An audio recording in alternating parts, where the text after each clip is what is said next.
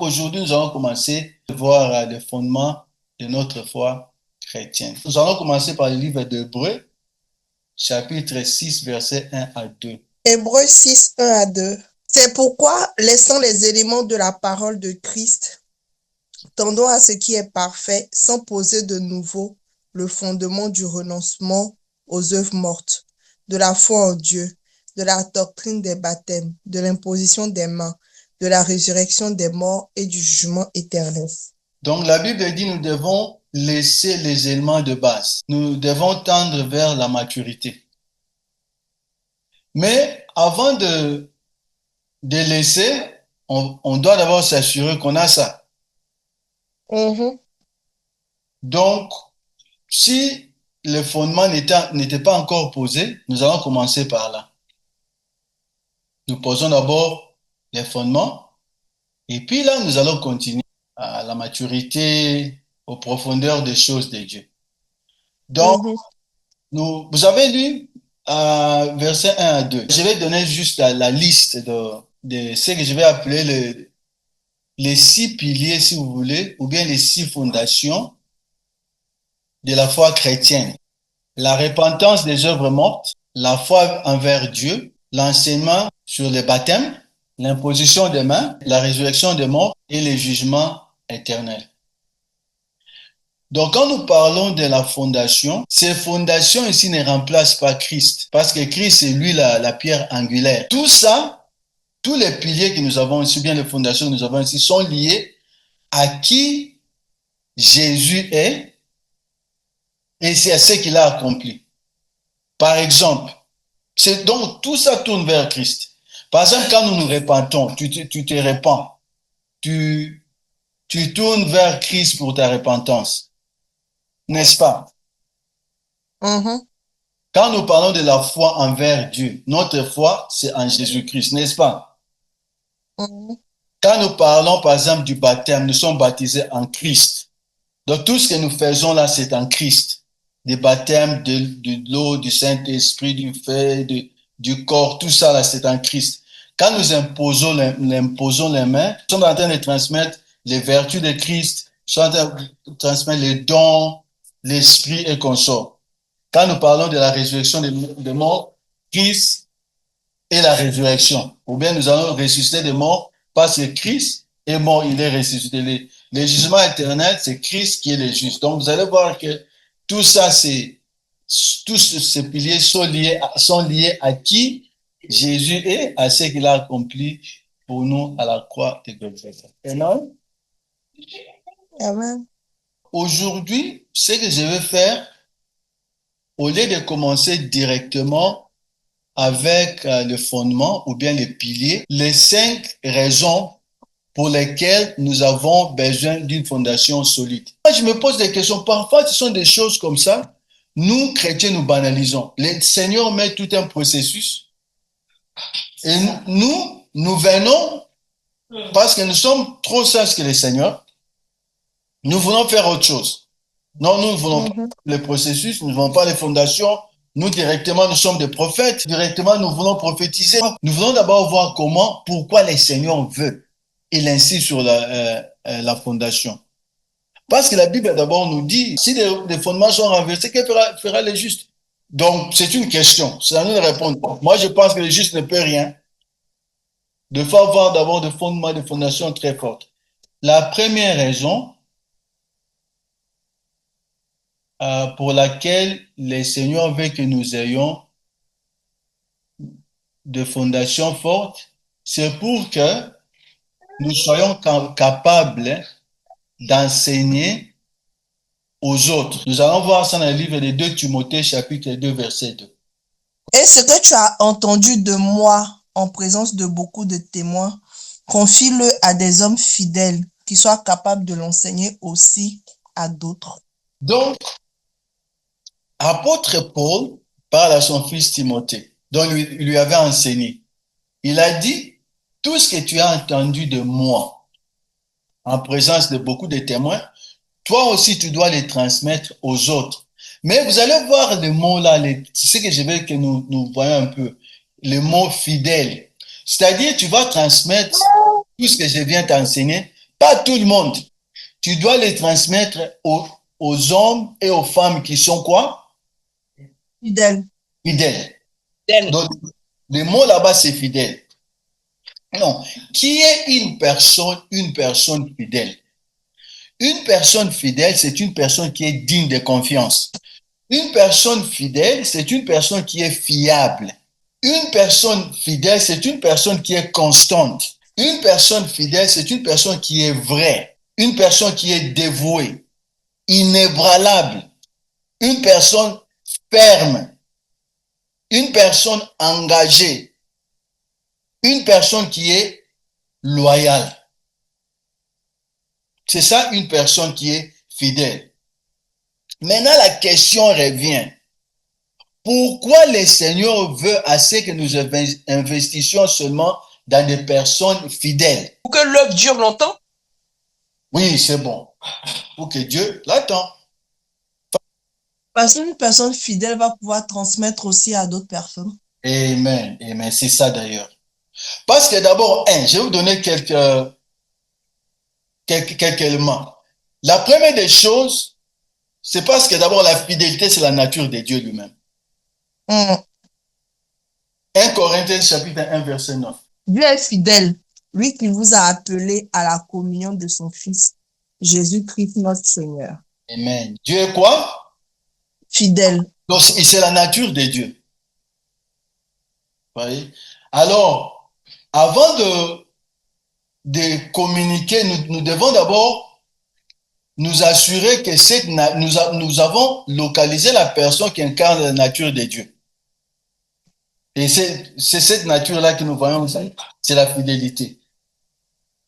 N'est-ce pas? Lamentation 3, 22, 23. Les bontés de l'Éternel ne sont pas épuisées. Ses compassions ne prennent pas fin. Elles se renouvellent chaque matin, que ta fidélité est grande. Amen. Ta fidélité est quoi? Est grande. Donc nous voyons ça, c'est la nature de Dieu, c'est comme ça que les seigneurs fonctionnent. Alors quand les seigneurs nous instruisent maintenant, si vous voulez transmettre mes pensées, mes concepts, mes idéaux, vous devez faire ça avec fidélité, avec des hommes et des femmes qui sont fidèles. Donc la première des choses, la fidélité, c'est la nature de Dieu. La deuxième des choses, parce que d'abord la fidélité, c'est un fruit de l'esprit. Galates, chapitre 5, verset 22. Mais le fruit de l'esprit, c'est l'amour, la joie, la paix, la patience, la bonté, la bénignité, la fidélité, la douceur, la tempérance. La fidélité. C'est-à-dire quoi? Quand quelqu'un reçoit Jésus-Christ, c'est pas Jésus qui vit dans ton cœur, non. Jésus vit dans nos cœurs par le Saint-Esprit, n'est-ce pas? Alors, quand le Saint-Esprit est là, maintenant nous devons voir les fruits de l'Esprit. C'est-à-dire, c'est ça la nature de l'Esprit. Et ce que nous cherchons, quand nous voulons transmettre, il faut que nous voyions la nature du Saint-Esprit qui est manifestée comme la fidélité. C'est-à-dire, comme on l'avait dit, un homme fidèle, dont vous allez voir, c'est un homme qui est fiable, il est constant. Bon, une femme, dans votre cas par exemple, il est vrai, dévoué, inébranlable, ferme, décidant, il est tellement loyal. Donc on peut voir ça quand quelqu'un exprime, parce que la fidélité, on peut dire, comment vous saurez que cette personne est fidèle? C'est quand vous voyez des choses comme ça, n'est-ce pas? La loyauté est constante. Le Seigneur veut que nous investissions dans les personnes fidèles parce que c'est sa nature. La deuxième chose, c'est un fruit de l'esprit. La troisième des choses, la fidélité, c'est une source de grandes récompenses. Nous allons voir d'abord les bénédictions qui sont attachées à la fidélité. Nous pouvons voir le livre de Proverbes, chapitre 28, verset 20. Un homme fidèle est comblé de bénédictions, mais celui qui hâte de s'enrichir ne reste pas impuni. Ouais. Donc, quand nous parlons de l'homme, vous comprenez que Galates chapitre 3, verset 26, en Christ, il n'y a pas d'homme, de femme, nous tous nous sommes un. Donc, vous pouvez mettre aussi là-bas la femme si vous voulez. Donc, une femme fidèle est comblée quoi? Des bénédictions. Aujourd'hui, tout le monde veut être béni, je vais marcher à la bénédiction, je vais voir la manifestation de la bénédiction de Dieu dans ma vie, je vais voir la main de Dieu dans ma vie, mais est-ce que tu es fidèle? Mhm. Tu reflètes la nature de Dieu. Est-ce qu'elle est le fruit de la fidélité dans ta vie? Donc, si nous voulons vraiment marcher dans les bénédictions de Dieu, nous devons être des hommes fidèles. Et nous allons voir ça. Donc, je vous donne comme ça très vite, parce que je sais que nous allons un peu développer après. Matthieu 25, 21. Son maître lui dit, c'est bien, bon et fidèle serviteur. Tu as été fidèle en peu de choses. Je te confierai beaucoup. Entre dans la joie de ton maître. Amen. Donc, ce que j'allais dire, non seulement la fidélité est une source de récompense en termes de bénédiction, même la fidélité est aussi à la base des promotions. Mhm. La Bible dit ici que quand tu es fidèle en peu de choses, il fait quoi? Il te confie de plus grandes. De plus grand. Mais vous voyez, aujourd'hui, là, ce qui est très compliqué avec nous, tant que peuple de Dieu, nous voulons, oh Seigneur, je vais marcher dans cette onction, je vais les manteaux des lits, les manteaux de quoi. Donc nous voulons des choses, mais comme Joss aime dire que Dieu est le Dieu de lundi, mardi, mercredi, jeudi, vendredi, samedi, dimanche, c'est-à-dire la vie pratique. Non, quand on n'est pas fidèle dans la vie pratique comme ça, mais comment le Seigneur peut me faire confiance? Il te donne 2 personnes, par exemple. Tu n'encadres pas les personnes, tu ne fais pas tout, et toi, tu fais que le Seigneur me donne 1000. Il va te donner 1000 comment? Le Seigneur te donne, c'est pas, $1. Tu ne sais pas gérer les $1. Mais comment le Seigneur va te donner $1000, par exemple? Le Seigneur te donne $100, tu ne peux pas gérer, mais tu veux les millions. Le Seigneur te donne, c'est pas, une chambre, tu peux pas gérer une chambre. Le Seigneur donne une grande maison. Comment il va tenir une grande maison? Donc, ce sont de petites choses comme ça. Nous devons comprendre que quand nous marchons à la fidélité de Dieu, il y a des promotions, mais nous devons qualifier. Quand le Seigneur donne des responsabilités, comme la Bible dit, tout ce que ta main trouve, tu le fais avec quoi? Avec tout ta Avec soi. Voilà. Avec tout. Donc, quand tu es là, ma fille, avant d'aller faire les bannières, voilà, tu pries, tu prends le temps, même de jeûner si possible, et tu passes le temps à la présence de Dieu. Comme la Bible dit, tout ce que nous faisons comme pour le Seigneur. Mm. Tu vois? Donc, tu te prépares. Ça, c'est la fondation de, de quoi? De la promotion. Donc, la fidélité, pourquoi nous devons investir dans la fidélité? Parce que la fidélité va amener quoi? La promotion. Donc, la quatrième des choses veut que nous sachions, aujourd'hui, la fidélité est rare. Non, lisons d'abord, comme ça je vais vous dire ce que je vais dire. Proverbe 26. Beaucoup de gens proclament leur bonté, mais un homme fidèle, qui le trouvera? Non. Mais c'est difficile de trouver des hommes et des femmes fidèles. Cela veut dire qu'aujourd'hui, là, si le Seigneur te fait grâce dans c'est pas, parmi les amis, tu trouves une femme fidèle, c'est-à-dire une personne loyale, fiable, une personne digne, inébranlable. Donc, quand tu trouves, ce sont des oiseaux rares, si vous voulez, si vous allez me permettre les termes. Donc, ce sont des perles, des valeurs précieuses. Ce sont des hommes, des femmes. Tu ne trouves pas comme ça.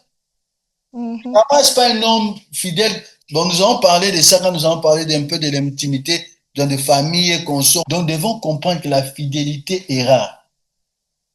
Donc, c'est une vertu que les seigneurs cherchent avant de nous promouvoir, avant de nous transmettre l'onction, nous amener dans des dimensions, faire des grandes choses avec nous, dont la base, c'est d'abord la fidélité, parce que la fidélité d'abord est rare.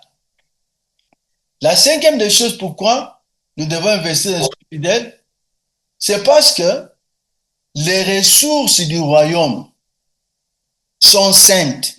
Matthieu 7, verset 6. Ne donnez pas les choses saintes aux chiens et ne jetez pas vos perles devant les pourceaux, de peur qu'ils ne les foulent aux pieds, ne se retournent et ne vous déchirent. Donc, les choses spirituelles, les choses du royaume sont tellement précieuses que tu ne vas pas jeter ça comme ça. Et ça, ce sont des erreurs que moi, j'avais commises quand j'étais encore jeune. Mais auparavant, ce que je faisais, tout le monde, je vais donner tout mon temps, toute mon attention. Et puis là, après beaucoup de temps, tu trouves que l'homme est nulle part. Et tu te poses des questions. Mais moi, j'ai donné de mon temps, j'ai prié, j'ai jeûné, j'ai fait ça. C'est parce que la personne à qui tu donnes les choses saintes, je m'excuse les termes parce que c'est pas moi. C'est un chien, donc c'est pas moi. J'utilise un chien, c'est-à-dire un homme qui ne valorise pas l'alliance. C'est ça. Donc vous avez jeté vos perles comme ça et ça ne produit pas les fruits. Alors vous allez perdre votre temps, vous serez frustré, vous serez découragé. Donc nous allons voir ça après, avant d'investir, c'est-à-dire tu peux prêcher à tout le monde, nous allons voir ça aujourd'hui. Tu peux encourager tout le monde. Investissement, il faut d'abord la fidélité. Parce que, comme je vous dis, mes filles, c'est pas facile, hein? Servir le Seigneur, il y a des sacrifices énormes. Il y a des choses que vous allez faire parfois de vous dites, mais Seigneur, ça c'est trop. Tu vois? Donc, pour arriver jusqu'à ce niveau, donc vous devez chercher des hommes pour investir votre vie, votre temps, votre ministère, pour passer, je ne sais pas, votre onction, si vous avez reçu une onction de Dieu, ou bien votre manteau, tout ce que vous avez reçu du Seigneur, vous devez vous assurer que la personne là est qualifiée. Comment? Par la fidélité. C'est comme on dit, tu sais, un adage africain, on dit que quand un chien est roi, et tu donnes un chien roi, tu mets même une couronne de diamants sur sa tête. Et il a des gardes-corps de lion, et c'est pas des liens et consorts. Mais quand quelqu'un lui apporte un os, le chien va jeter la couronne, il va jeter la couronne, il ira vers l'os là. Et il oublie que les gardes-corps là qui sont des lions, il peut envoyer à ces lions-là de lui chercher de la bonne viande. Il peut manger la viande chaque jour, jusqu'à la fin de ses jours. Tu vois? Donc c'est comme ça, quand quelqu'un n'a pas la fidélité, il va facilement jeter, il va facilement ne pas apprécier votre temps, vos sacrifices.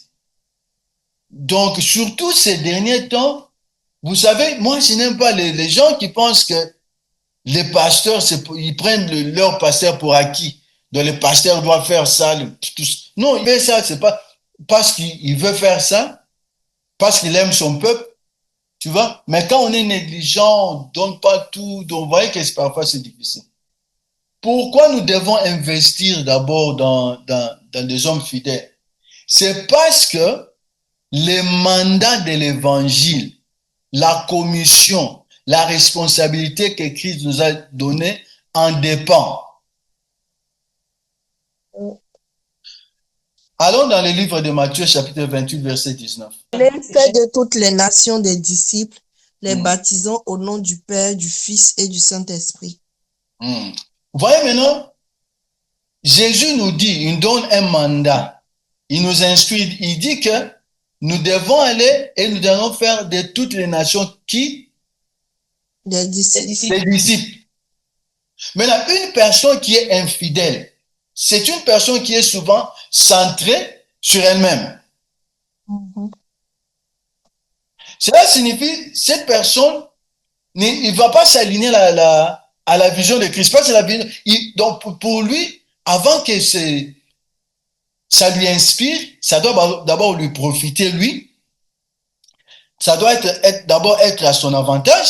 Or, Jésus veut assez que l'évangile aille vers les nations jusqu'à la fin du monde. Amen. Je ne sais pas si vous dites ça en français. Jusqu'à la contrée, non? À la fin. OK. Donc, je disais que une personne qui est infidèle, c'est une personne qui est centrée sur elle-même. Maintenant, Jésus dit, allez faire de toutes les nations. Lui, il fait que consommer, mais il ne va pas partager. Donc maintenant, le Seigneur veut que nous donnons l'évangile, nous investissons aux hommes fidèles parce que le mandat de l'évangile en dépend. Si quelqu'un est fidèle, nous pouvons toujours compter sur lui malgré les difficultés, malgré les challenges, malgré parfois des impossibilités, malgré les attaques. Parfois, vous servez le Seigneur dans des situations, vous dites, mais Seigneur, ça c'est quoi? Vous voyez? Mais pour répondre à ces sacrifices, c'est donner à ces nouveaux. Donc, cela dépend, cela demande la fidélité.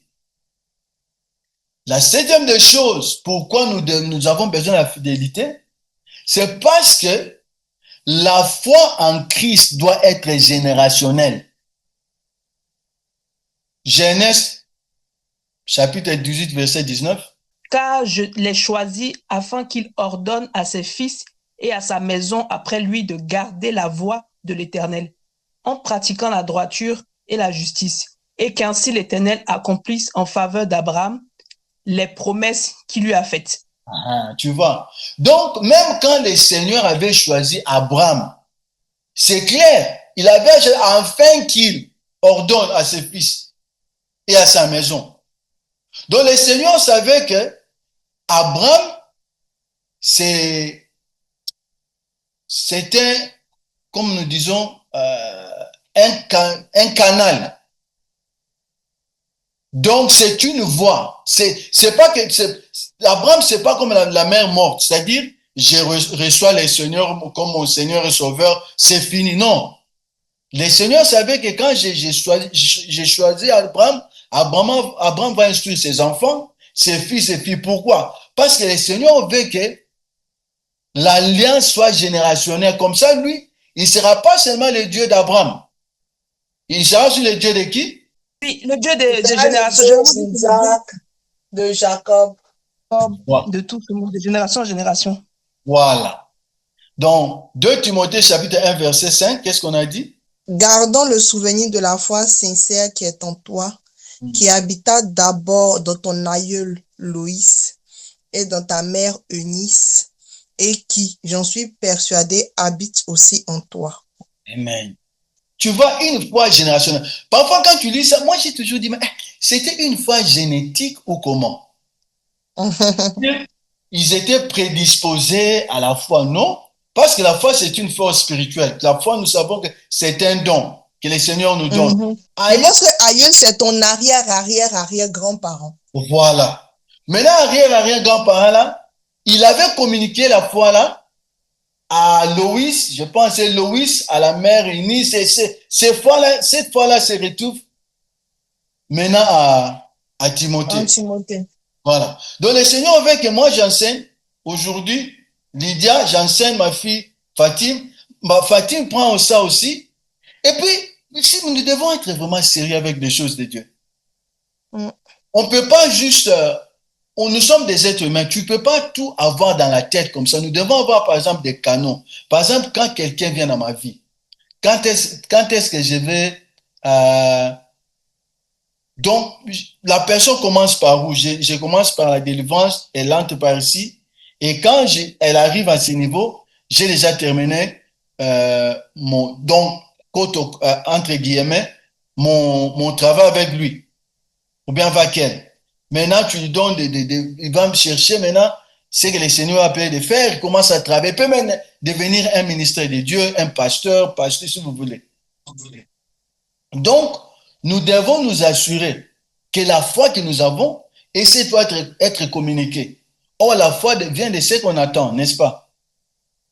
Et ce qu'on entend vient de la parole de Christ. Donc, il faut que ce que nous apprenons, nous passons soit à nos enfants, nos amis, nos familles, nos collègues, nos network et net worth, c'est-à-dire des gens qui sont connectés à nous. Psaume 45, 18. Je rappellerai ton nom dans tous les âges. Ainsi les peuples te loueront éternellement et à jamais. Tu vois. Donc, j'aime ça en anglais. En anglais, on dit de génération en génération. Donc, c'est ce que le Seigneur, en fait, il veut. David dit, je vais rappeler ton nom dans tous les âges. Aussi, le peuple te loueront éternellement et à jamais. C'est ça que le Seigneur veut. C'est-à-dire, ce qu'il nous donne, c'est pas pour nous. Si vous voulez grandir dans les choses de Dieu, il faut toujours partager. Parce que partager va imposer la discipline sur votre vie. Parce que je ne peux pas me lever comme ça, tu ne peux pas te lever comme ça, tu commences à enseigner. Non. J'ai ça en anglais, je mets ça en français. Tu vois, ça prend un peu du temps quand même. Beaucoup de choses que j'ai enlevées par-ci, par-là, parce que je trouvais que ça, c'était plus pour les pasteurs et consorts. Tu vois, c'est un peu du temps, tu coupes ci, tu coupes par-là. Ça demande aussi un peu de discipline. Là, quand je prends ça, je passe à une autre personne. La personne ne s'est pas passée à une autre personne. C'est comme ça que le Seigneur et son message et sa volonté va vers les nations.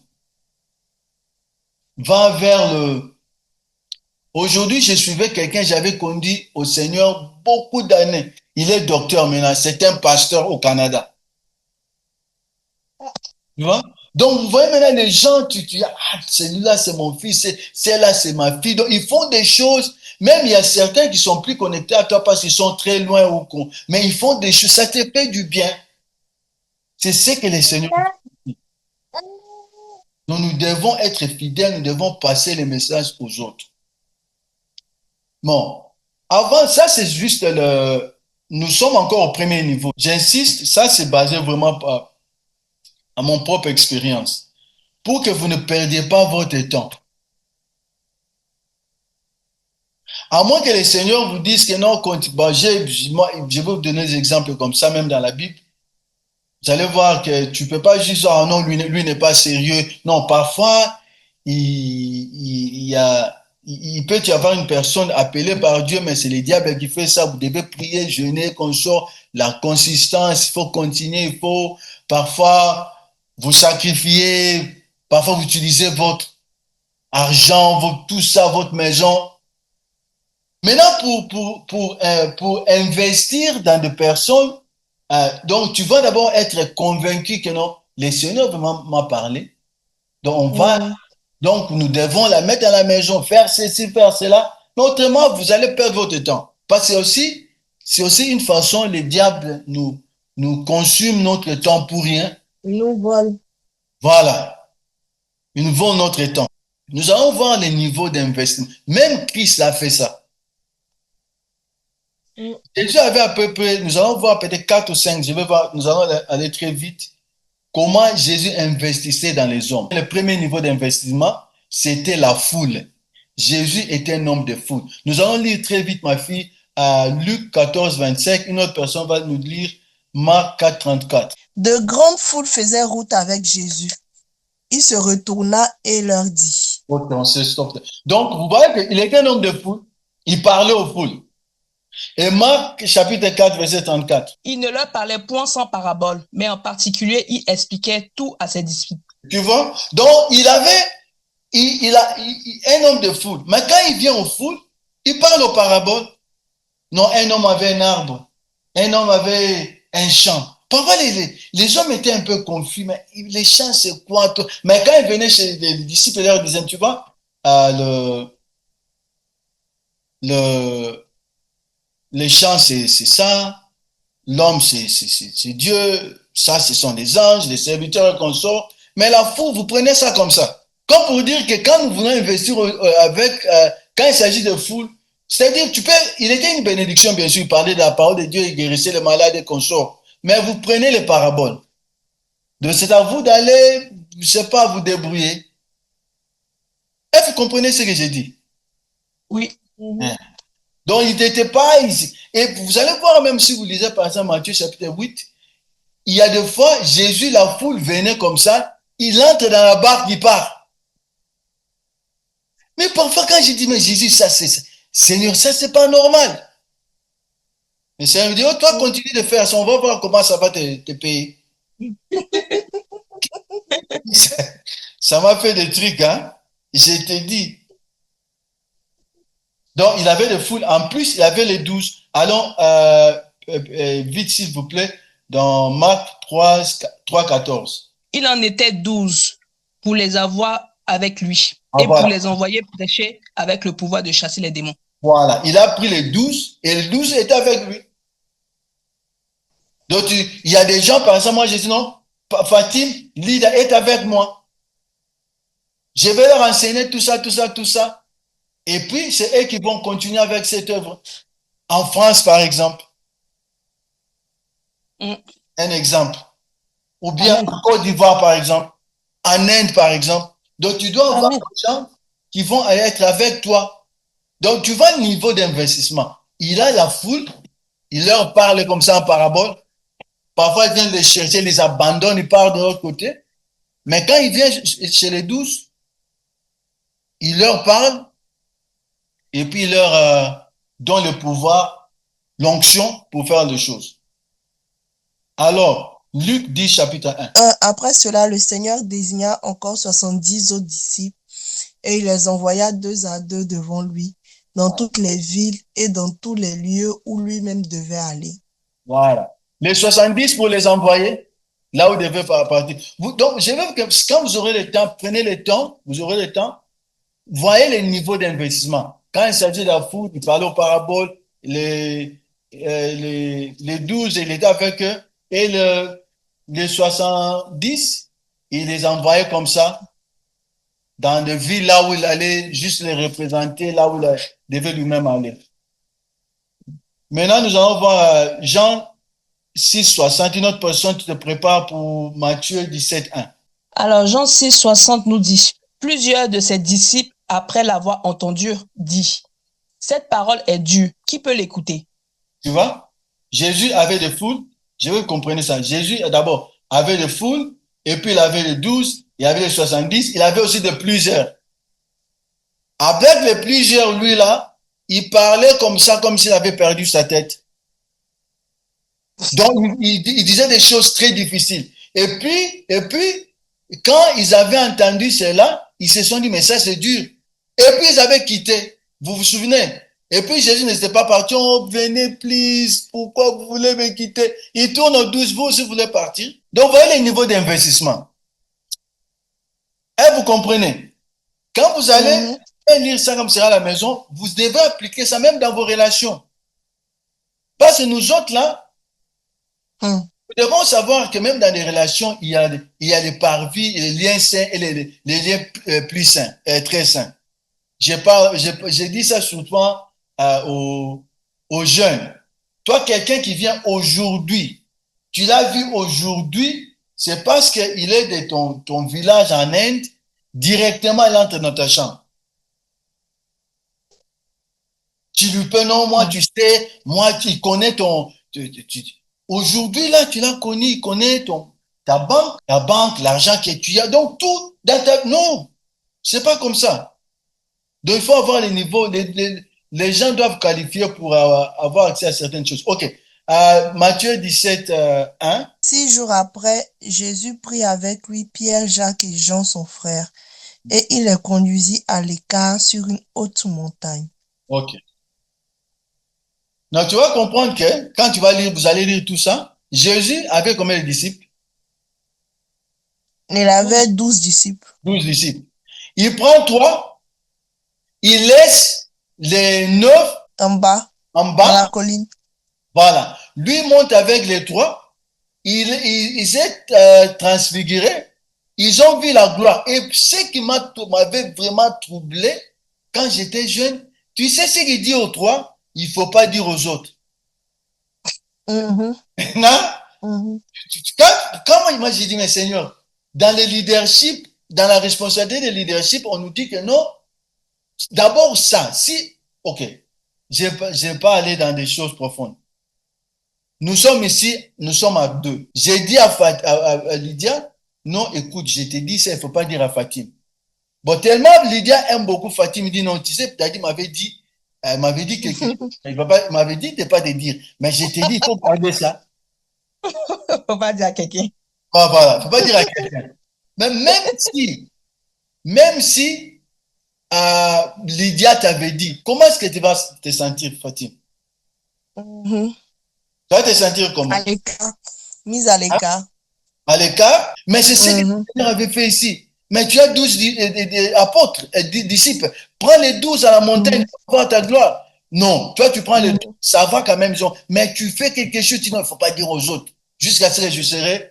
Mais ça, c'est semer la division. Les trois vont penser qu'ils ont une place de points là, je ne sais de comment. Mhm. Tu vois, non? Donc ça, ce sont des Mhm. niveaux d'investissement. Donc nous allons encore lire deux versets très vite. Marc 5, 37. Une autre personne Alors, prépare pour Matthieu 26, 36 à 37. Et il ne leur permit à personne de l'accompagner, si ce n'est à Pierre, à Jacques et à Jean, frères de Jacques. Ah! mhm. Donc moi, je me dis, mais Jésus, pourquoi je suis disciple? Mhm. Pourquoi je suis disciple? Donc si nous allons à la montagne, tu prends les trois. Donc, bon, reste avec les trois. Nous, moi, je rentre, je vais faire ma pêche, non? Mhm. Tu vois les niveaux d'investissement. Je vais vous montrer. On va voir ça peut-être après. Jésus alla avec eux dans un lieu appelé Gethsémane et il dit aux disciples, asseyez-vous ici pendant que je m'éloignerai pour prier. Il prit avec lui Pierre et les deux fils de Zébédée. Et il commença à éprouver de la tristesse et des angoisses. Voilà. Les deux fils de Zébédée, c'était Jacques et Jean. Mhm. Donc, vous trouvez que c'était déjà, d'abord, c'est comme si, non, nous allons voir ça peut-être après, mais je vous donne des indices de réflexion. Tant qu'humain, quoi. Donc, je me mets à la place je comprends ce que les seigneurs ont fait, mais je me mets à la place des autres, De Judas. de Judas et consorts, voilà. De Judas Et voilà. des- Donc, tu donnes encore, donc Judas dit, non, non, cet homme ici, je vais le vendre. Parce que c'est,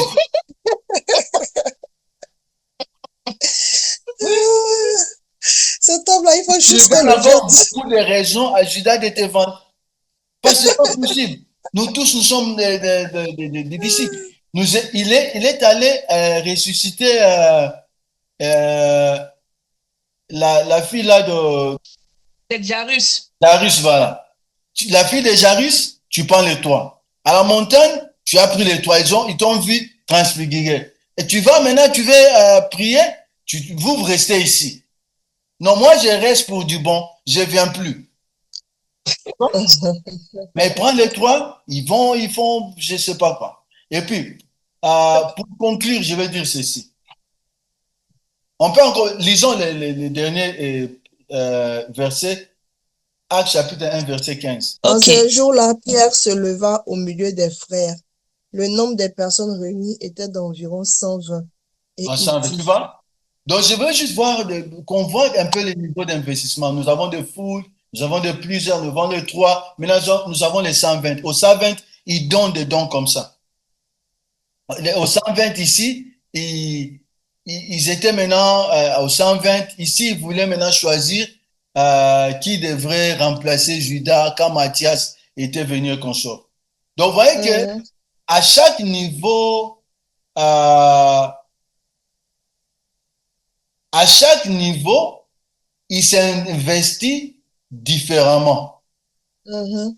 Et nous allons comprendre une chose. Plus vous venez vers Christ, plus, Mhm. disons, plus vous approchez de Christ, plus le nombre diminue. Mhm. C'est-à-dire, vous avez de foules. Et après de foules, il y a de plusieurs, il y a des 120, il y a des 120. Et puis, vous allez vous retrouver avec 3.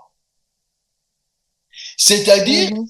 vous devez passer les tests de la fidélité et vous allez voir, Pierre, Jacques, on va voir ça peut-être le dimanche, la semaine prochaine, Ce sont des tests de fidélité. C'est-à-dire, les gens doivent qualifier pour certaines choses les niveaux d'investissement. C'est pas à vous de déterminer si vous devez, c'est pas à Dieu de déterminer, comme j'avais dit, c'est à nous de déterminer. Mais là, c'est la fidélité, c'est les sacrifices qui déterminent notre capacité. Le Seigneur peut mettre 3, 4, 5. Mais quand une fois que tu es fidèle à 3, mais je te donne 5, il n'y a pas de problème. Fidèle à 5, je te donne 20. Tu vois, non? Pour conclure, je vais dire ceci. Vous allez voir, par exemple, là, vous allez lire à la maison. Dans Jean, chapitre 13, verset 26 à 27. Le diable, il entre dans Judas. Jésus ne fait rien. Il dit juste, ce que tu as fait, fais ça vite. Fais-le vite. Fais-le vite, voilà. Il fait absolument rien. Mais quand le diable maintenant, le même diable, il n'était même entré, il demandait seulement Pierre. Tu as dit, l'a réclamé pour crier. L'a réclamé Pierre, voilà. Et on ne prie pas pour Judas. Donc on se dérange pas. Judas va se pendre, ne vous en faites pas. Judas, lui, va se pendre, ne vous en faites pas. Mais de Pierre, quand il s'agit de Pierre, vous allez même voir que quand Pierre a régné Christ, à la fin, Jésus a poursuivi Pierre parce que Pierre était tellement dans genre important. Il était tellement, quand il avait régné Christ, il était tellement déçu. Parce qu'il avait dit à Christ, moi je te régnerai jamais, j'ai même. Tu vois, non? Donc c'est comme si il avait violé ses propres principes. C'est comme s'il avait violé ses engagements. Les gages, je ne sais pas si je peux dire ça en français comme ça. Donc, il a donné une parole à Christ, moi je serai toujours là, mais il ne l'a pas fait. Il était tellement déçu que dans Jean 21, il est parti pécher. Il a dit, donc moi, je ne suis pas digne, mais Jésus l'a poursuivi. Mais tu vois, Judas là, le diable vient, Jésus voyait comment le diable entrait, il n'a pas chassé le diable. Tu vois? Donc, il faut voir les niveaux d'investissement. Et Jésus savait que Pierre va expérimenter la même chose que lui-même. Pierre était crucifié. Et puis, quand il est crucifié, il a lui-même demandé, non, je ne suis pas digne d'être crucifié comme mon maître. Il était crucifié ups and down, en tête en bas. Tu vois? Donc, Jésus voyait tout ça. Mais pour Judas, la cupidité ne va pas laisser, il va continuer à voler. Donc, lui doit être là parce que lui, il va se pendre. En plus, il reste avec moi, plus la corde devient encore plus longue. On va lui donner la corde. Lui, là, il doit se pendre. Pour Pierre, là, nous devons faire un effort parce qu'il y a 3000 âmes qui vont se... Tu sais, c'est lui qui va répondre. Bon, si vous avez le temps, si vous aimez des choses comme ça, vous allez, par exemple, dans Exode 32, quand on avait donné la loi, 3000 personnes étaient mortes. Vous vous souvenez, non? 3000 personnes étaient mortes quand on avait donné la loi parce qu'ils avaient fait tout ce qu'ils avaient fait là. Et puis les Lévites étaient venus, vous vous souvenez, ils ont tué tout comme ça. C'était 3000 personnes qui étaient mortes. Maintenant, quand Pierre est venu dans Actes chapitre 2, il a prêché 3000 étaient convertis. Donc lui, il a annulé ce que la loi avait donné. C'est lui, il avait introduit la grâce. Donc, une nouvelle dimension d'opérer avec Dieu. Avec la personne, une telle personne, tu ne la laisses pas comme ça. Tu sais, nous allons peut-être parler de ça la semaine prochaine. Il y a certaines relations que tu entretiens dans ta vie. Donc, si tu dois avaler, il faut faire ça. Il y a des relations comme ça. Donc, il y a des gens que les seigneurs, on va voir ça quand nous allons voir Barnabas et Vous vous souvenez avec Paul? Hum, Vous vous souvenez quand il parlait contre, on va voir ça peut-être la semaine prochaine, donc on s'arrête par ici.